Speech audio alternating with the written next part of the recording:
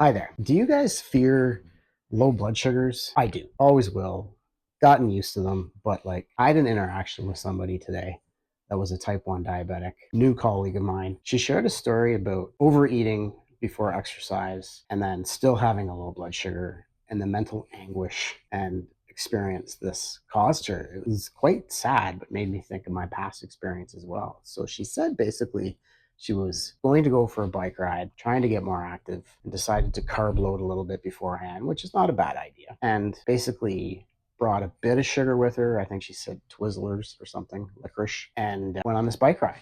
Basically told me that during the bike ride, she got into this, halfway into the bike ride, started to have a low blood sugar. And she has a Dexcom she uses. So she stopped, ate her Twizzlers, and noticed that her blood sugar was not coming up at all. And that in itself is incredibly frustrating. You have to stop what you're doing, stop your enjoyment, and have to try to treat this condition. And anyways, she was unable to get her blood sugar up and had to call for help basically. And this just reinforced this mental stress and reluctance to do anything spontaneous and exciting, and demonstrated to me that diabetes is so difficult, as everybody listening and understand. you know those who don't have diabetes don't understand how hard it is to be spontaneous at times. It takes a lot of planning. And in my previous video, I talk about the 180 decisions on average diabetics make during the day to manage their condition. And this is just another example how you can get thrown a curveball. Now, it got me thinking about when I was a kid, the first kind of time that happened. And I didn't have glucometers or sensors back then, but still, I was doing a paper route, halfway around the block, had a wicked low. I was like 4 or 5 blocks away from my house, didn't have anything on me because, I'm a kid, and even adults don't bring enough sometimes. And yeah, it is so scary. And I had to, run basically to a nearby house so that I didn't know who they were, and I had to explain. I'm sure everybody can understand this. And, I don't know anything really. If this has happened to you, please share. You don't have to though. But some of the things we do that actually damage us more to prevent these horrible lows that we have, these low blood sugars.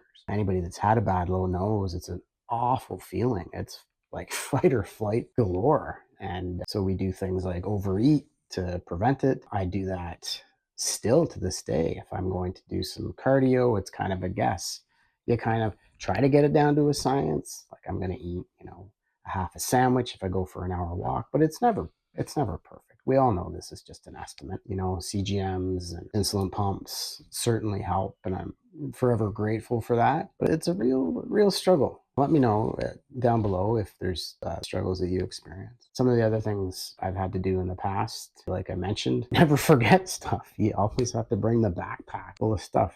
I guess this video is just to share that story and how fearing low blood sugars with type 1 diabetes is a real thing. And even though technology's advanced, it still keeps me up at night. It still affects my day-to-day life, and I'm sure it does for you too. So overeating before bed is probably the biggest one that most people do. I've done it, and I try not to do it as much anymore because I have alarms that wake me up. Anyways, I really wish my colleague well, and I tell her now she has a buddy, a diabetes friend.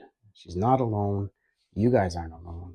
We are a strong group of people. Anybody that can deal with this thing 24/7, 7 days a week, 365 days a year, and handle those little hiccups like the one I just talked about, you guys are amazing. Anyways, check out this video here if you want. Otherwise, see you next time. Bye for now.